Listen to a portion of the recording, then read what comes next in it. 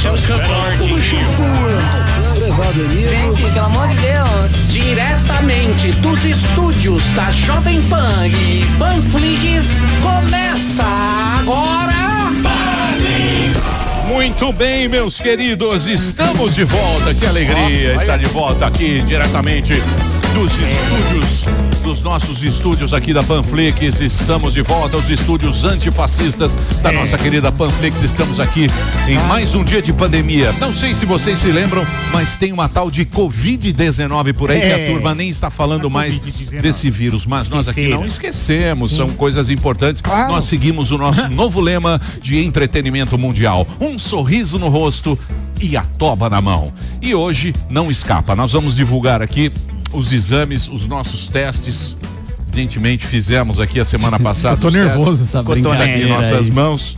Daniel, Emílio, Alba, o seu tá aí? Cadê o meu? Não sei, eu tô nervoso, eu quero o Morgado é risco, Morgado. ele tá magro. Então, não. Pelo amor de Deus. Muito bem, Morgadão. Muito bem. Ontem o Morgado não pôde vir por questões de saúde, mas não tem nada a ver com o corona. Não, as costas. Fez o teste também. Agora vamos divulgar aqui no final do programa, certo? Bom, sabemos que quem deu positivo foi o nosso querido Samidana, que está em sua casa. Meu filho. Ele tem muito dinheiro, então ele tem uma UTI imóvel. Comprou do Einstein. Ele mora num chateau. Comprou o Einstein no débito. No débito. Aí ele aí. Piano, muito bem. Sami tá lá com a nossa conexão de internet maravilhosa. Aonde CD? Claro, resolver. É claro a sua. Passou condicionador, hein? É IG de Molden. Claro. Estão entregando agora 10% da velocidade de download. Tem 240 metros, está entregando 20, que já é suficiente para termos essa bela conexão. Tá melhor o Sami. Muito bem. Não tem nem olheira mais. O Sami. Vamos fazer, o Sami fez o estudo. Sim. Você fez o aplicativo também, né? Muito bom. Sim, a gente o aplicativo amanhã ou quinta já deve estar pronto, por enquanto ele está em testes, em fase de testes. Beta. Mas a gente já está levantando 10 estados. Mas uma coisa que a gente vai falar hoje, eu não sei se agora, Emílio, é mostrar como se deve comparar países, porque as pessoas estão comparando tudo errado. O Adriles não tá aqui hoje, senão ele já ia falar da Suécia. Suécia. Graças a Deus. Suécia, querido. E aí eu vou... tem algumas coisas que a gente tem que fazer. A primeira coisa, para comparar país, obviamente, é você comparar por milhão de habitantes. Porque, obviamente, você não pode comparar um país que é menor do que um estado brasileiro com o Brasil inteiro. Não tem sentido nenhum. A outra coisa é que a gente deve comparar sempre por fase do vírus, porque tem países que já estão saindo do vírus, tem países que estão entrando e tem países que estão na metade, como é o caso brasileiro. Metade então, o Brasil? Ô, louco. Porque o Brasil, o que acontece? São Paulo já está bem avançado, mas tem estados que nem chegou o vírus. Entendi. Tem estados que nem chegou. Então, a gente tem que fazer essa comparação. E, por fim, a gente tem aquele problema que a gente sabe que terça-feira vem dados acumulados no final de semana, no domingo vem quase nenhuma morte. Então, a gente normalmente usa a média dos últimos 7 dias. Então, eu tenho uma figura para mostrar isso. Por exemplo, o Brasil, em dados vocês conseguem ver a figura? Se você colocar... ou eu compartilho a tela? Você que manda. Eu não tenho a menor ideia. Você que compartilha, Sami. Então, beleza. Vou compartilhar a tela aqui. Quem não... Cuidado para não vazar o WhatsApp. Esse é o OBS. Esse é o OBS. Tem eu aqui. Tem vários infinito. Parece mas tá dando um bizil. Um bizil aqui. Compartilhar Parece clipe do Pink Floyd. Cuidado, o negão da piroca. Agora apareceu. Pico do negão. Aí, ó. Vamos lá. Agora sim, estamos compartilhando a tela aqui. Então, vocês estão vendo o meu mouse ou vocês estão vendo a do Delari? Estamos vendo o gráfico. Tô vendo o gráfico. Você tá vendo mexer? Não, tá parado. Tá parado. Então, muito bem. Esse que está parado, ele é o número de mortes diárias por milhão com esses ajustes. Repare que o Brasil está subindo agora mais lentamente, mas ele tem menos casos, menos mortes que Itália, menos mortes que Inglaterra e que Suécia, quando a gente faz esse ajuste. Esse é o primeiro gráfico. Mas calma que chegaremos lá. Calma que... O Brasil, quando o Brasil entra em estatística ruim, meu ganha amigo... Sempre. É igual na Olimpíadas a medalha. Isso aí, é isso aí. Mas olha a França, como chegou a ter quase de 17 disso. Bom, agora é o acumulado, né? Então, esse é o acumulado de mortes desde que começou a epidemia. Então, se você for ver mais ou menos com os mesmos dias de epidemia, o Brasil morreu menos gente acumulado que o Canadá, que Estados Unidos, que Suécia, que França, que Itália e que Inglaterra. Isso comparando as fases epidemiológicas. E o que preocupa no Brasil é o terceiro gráfico e último, porque também senão vai ficar muito chato, que é o número de testes. O Brasil está lá embaixo, ó, junto com o México. A gente não faz quase teste, aqui são testes por 1.000 habitantes. Então a gente faz, 2 testes por 1.000 habitantes. Ó como a Austrália faz. Ó a Inglaterra, a Alemanha. Então a gente vê aí que a gente praticamente não testa. E essa é uma das condições importantes para... Então, enquanto a Austrália, por exemplo, faz mais de 50 testes para 1.000 habitantes, a gente faz 2. Isso, mas então, aqui o teste é tudo super faturado. É uma roubalheira. É caríssimo. Então, é que você tá aí... Como é que vai voltar? Como é que vai voltar? Vai voltar na biruta do aeroporto. A biruta do aeroporto, se ela for para a esquerda, a turma fica em casa. Para a direita, mas você viu aí atrás. O que acontece, né? Os Estados Unidos faz isso também. Eu testei positivo. Assim que eu testei positivo, eu liguei para todos os lugares que eu estive para avisar para as pessoas fazerem o teste. E me isolei, porque eu testei positivo antes de ter sintomas. Depois eu tive os sintomas. E quando você faz isso, a gente vai aguardar aí os resultados que você vai dar, mas se Deus quiser, ninguém vai estar com Covid, porque a gente agiu com teste. Mas sem teste, eu estaria contaminando um monte de gente. Eu contaminaria todos. Você pode ter contaminado. Você não sabe. Você não sabe. Tá aqui, ó. Tá aqui na minha mão. Não faz isso não, meu.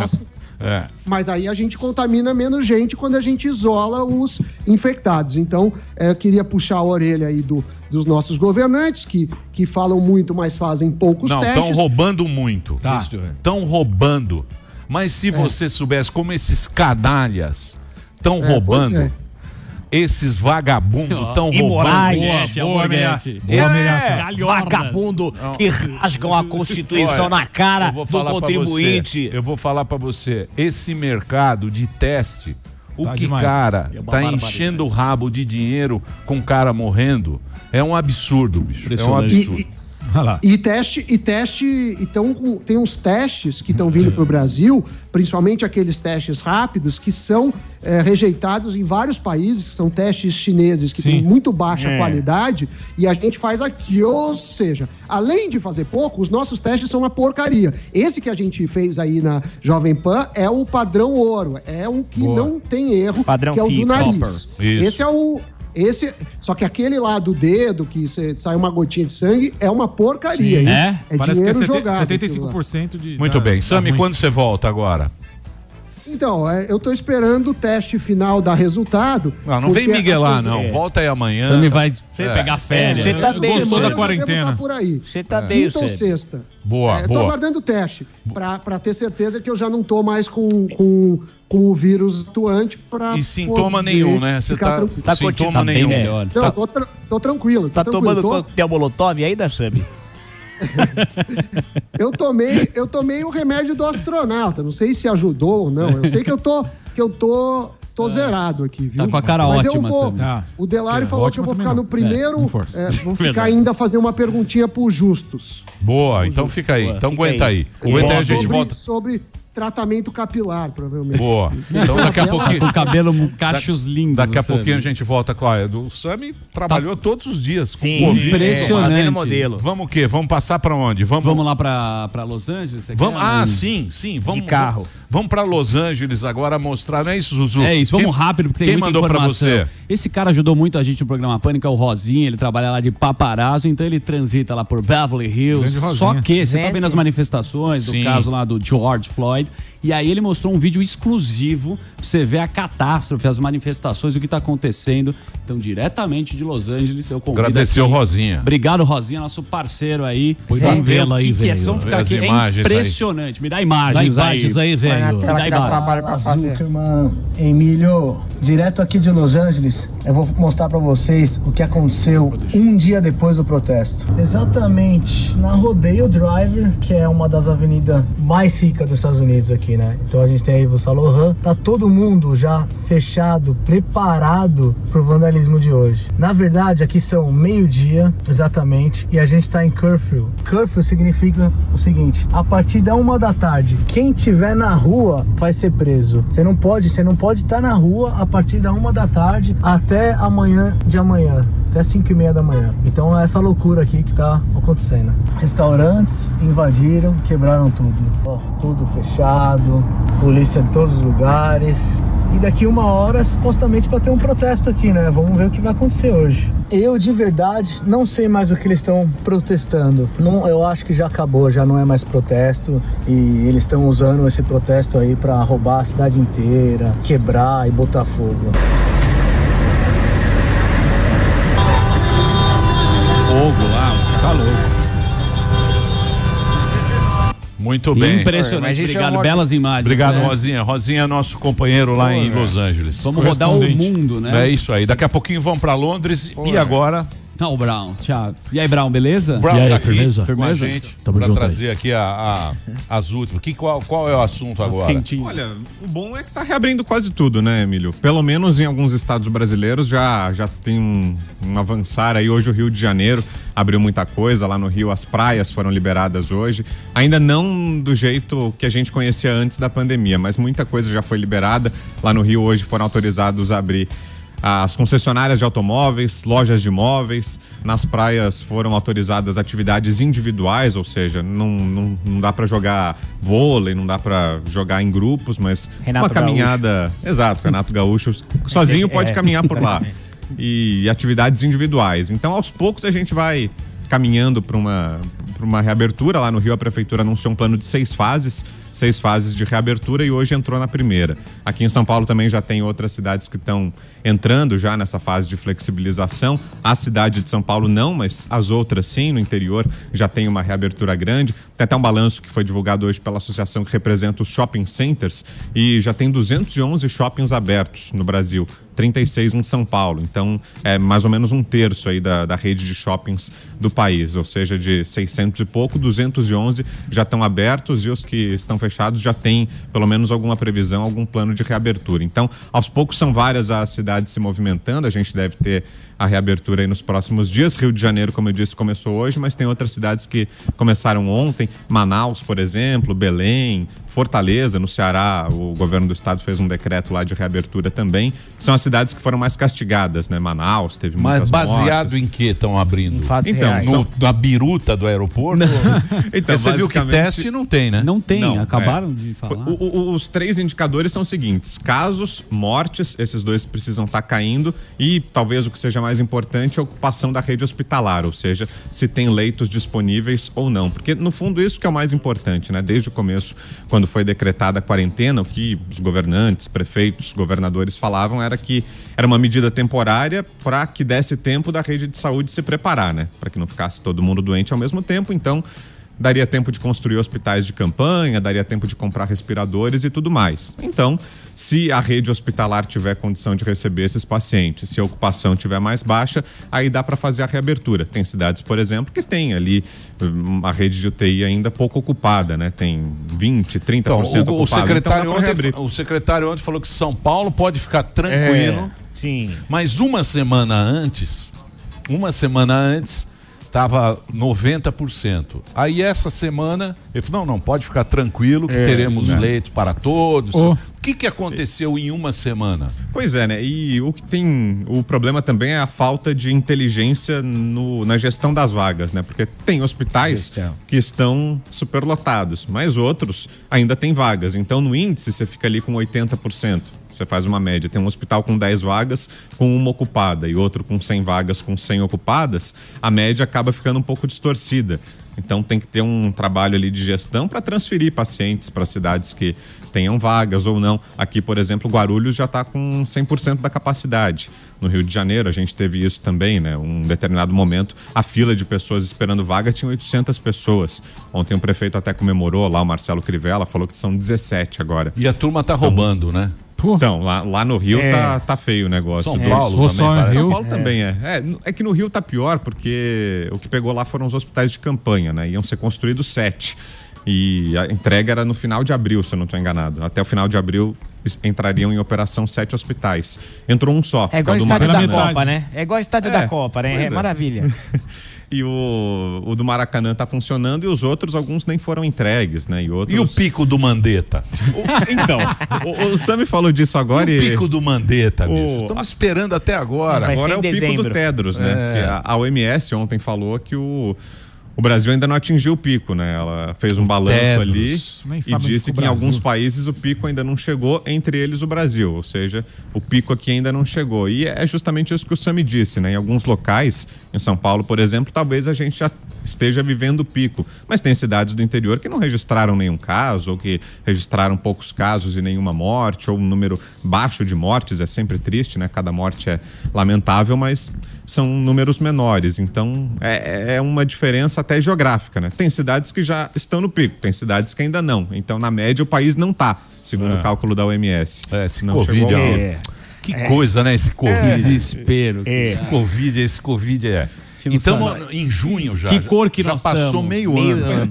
Vermelho, amarelo, cada hora. São Paulo é laranja. Laranja. São Paulo entrou na fase laranja. Mas... Amoído. Que coisa. Muito bem. E o que a gente torce é pela vacina, né, Emílio? Acho que o fim disso tudo vai ser quando surgirem as vacinas. E ontem teve um anúncio da Pfizer, que está desenvolvendo uma vacina. Disse que em outubro talvez ela já consiga produzir uma vacina, mas ainda num número menor e que em larga escala a partir de 2021. Então já é alguma coisa, alguma esperança. São mais de 100 vacinas que estão sendo desenvolvidas. Essa aí, junto com a da Moderna, parece que são as duas mais avançadas aí. Torcer para essa abertura aí não trazer mais mortes, né? Pois é. Mas ao que tudo indica, né, é uma reabertura controlada, né? Em todos os locais. Não, vai. Fora o clandestino. Os lojistas vão ter que apresentar pelo menos, né? Vai ter... é uma organização que desde que começou. Os grandes igual o terno do Dória. Periferia tudo aberto já. Brown, obrigado, hein, velho. Valeu. Obrigado, Brown. Nossa, agora vai ver.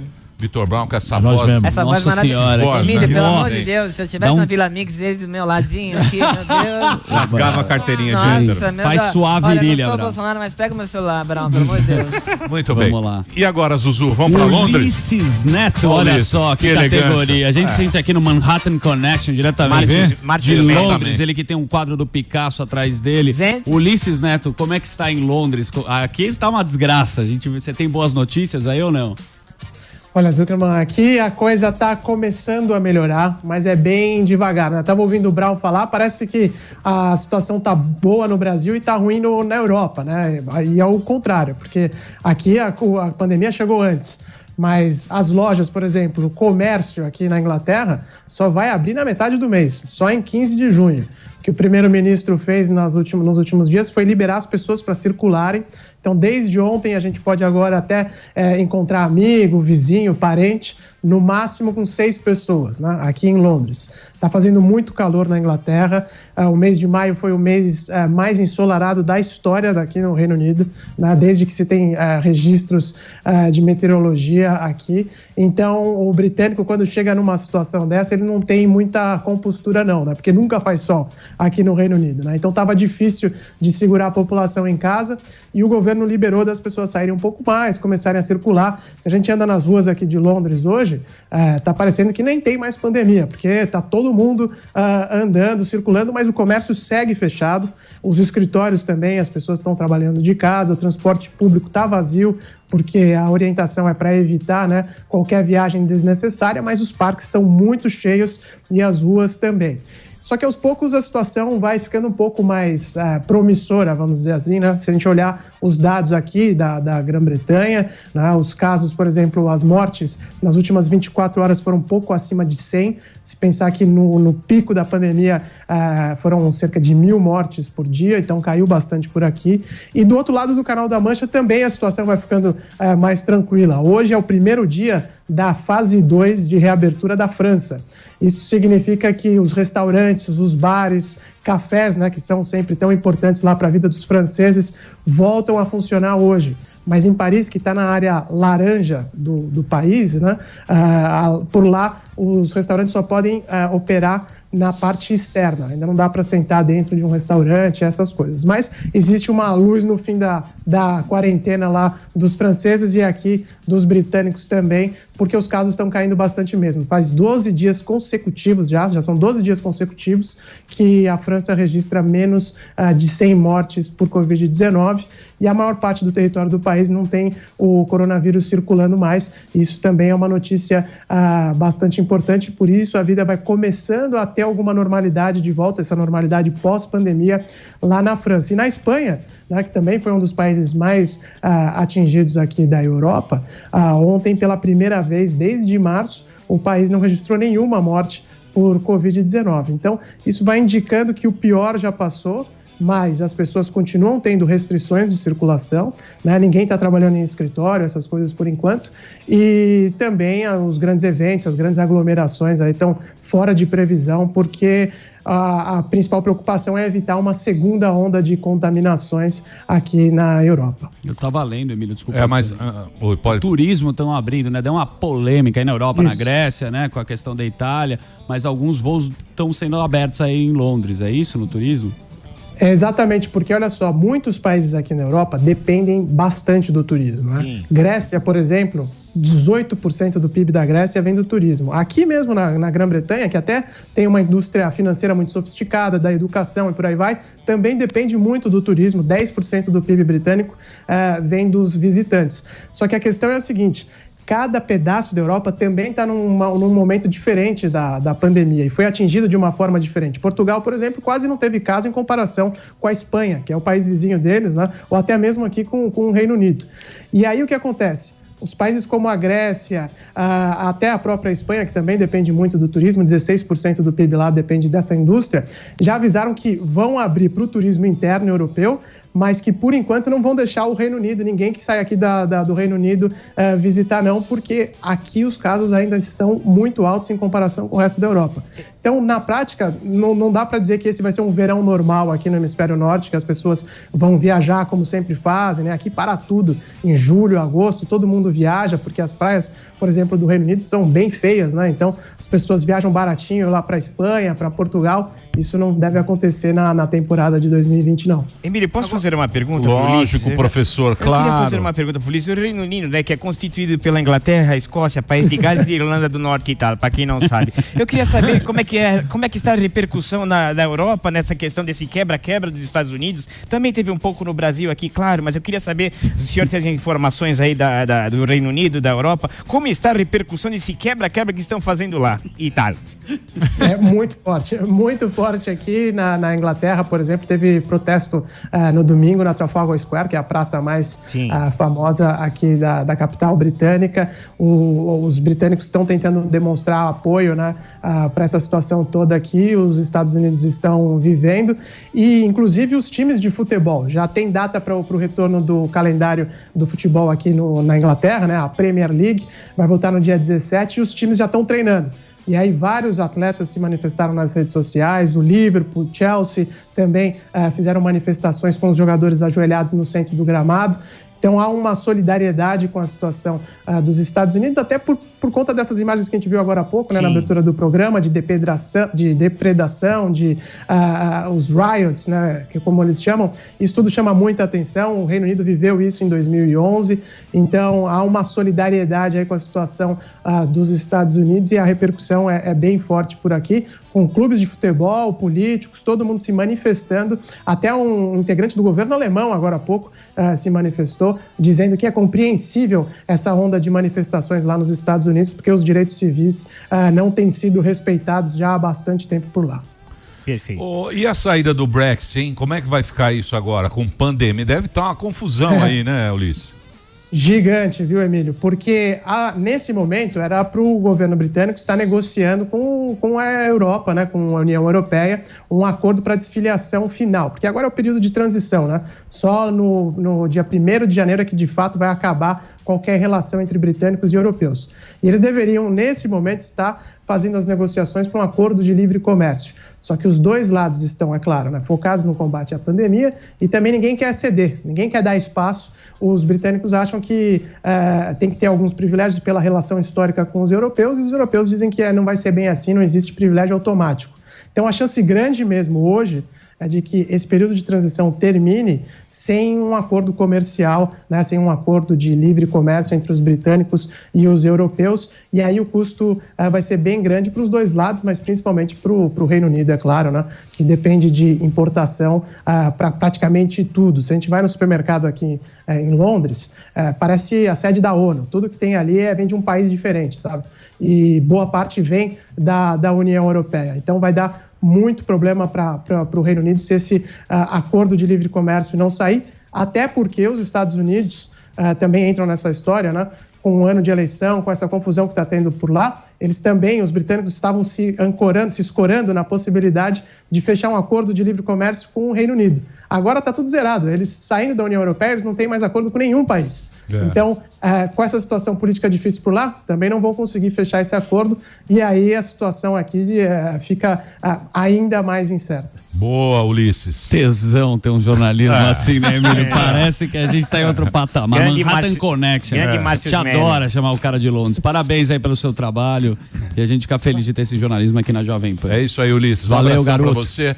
Ulisses diretamente de Londres, lá trazendo as últimas Terra informações do Brian Jones. Da Europa. Vai pra Greenwich, ele vai pro parque em Greenwich. Você gosta do Boris? Chips.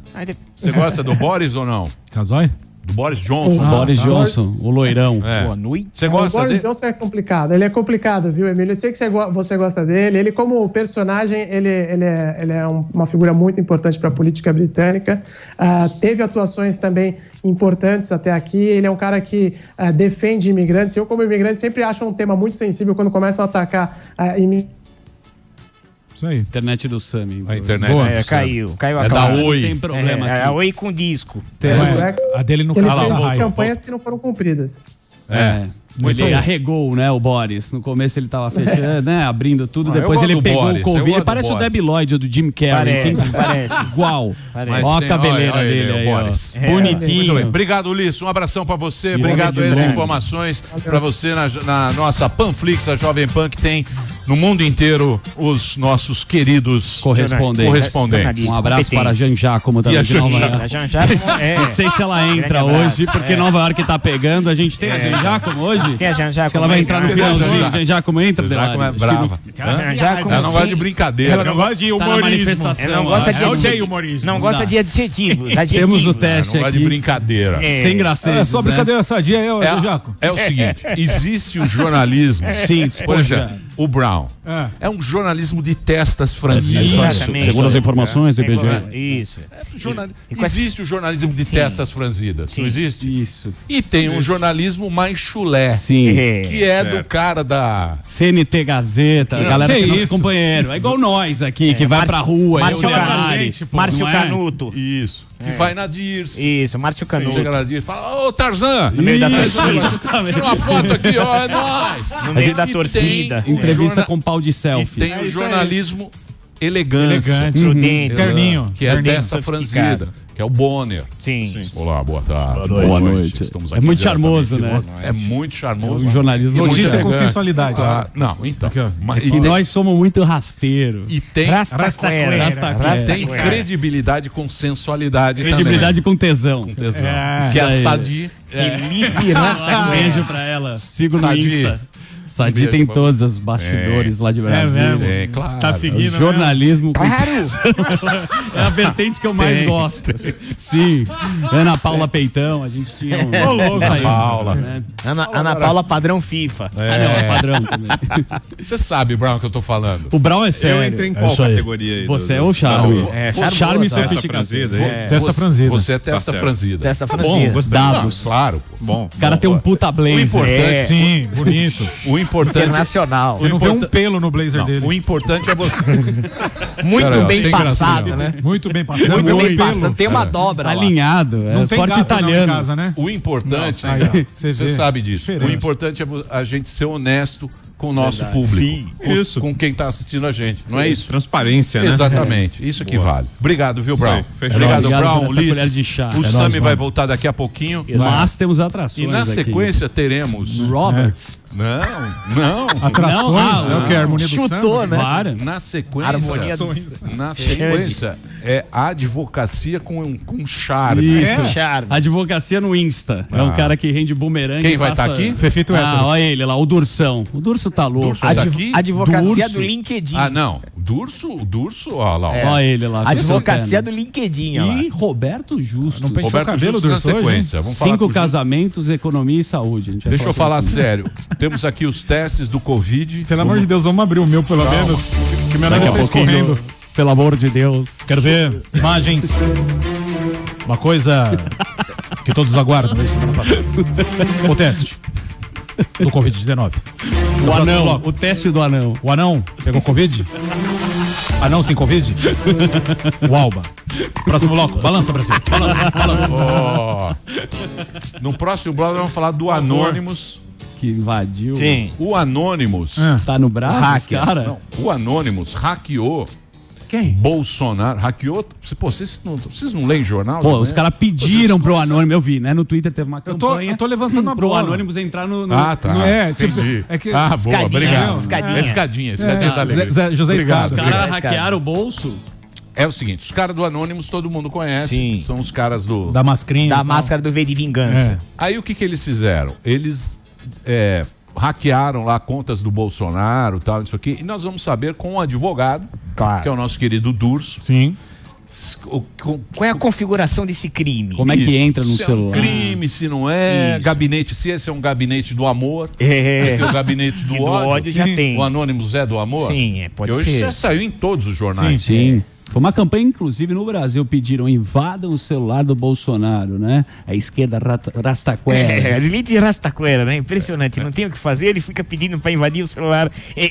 É privado isso. Isso é completamente inadmissível. Vamos falar com, Nenhum país do mundo fez com a acontecer parte isso. jurídica do programa. No próximo bloco, o Dr. Dulce vai explicar toda essa história para vocês. É Olha isso aí? ele lá, com mousse no cabelo e credibilidade no olhar. Acabou de sair do banho. É o gel bozano no cabelo. Pô, e o cara tem o que ele é Um quadro, isso é do pai dele, do Durso Velho. Diploma lá da São Francisco. É o urso polar, O mas cara não é fraco, não. Uniban. Fazer um break rapidinho? Então, já a gente volta aqui na Jovem Pan. Vamos falar essa história do Anonymous aí, que tá todo mundo querendo saber. Depois do Aguardem. break. E hoje, Roberto Justo.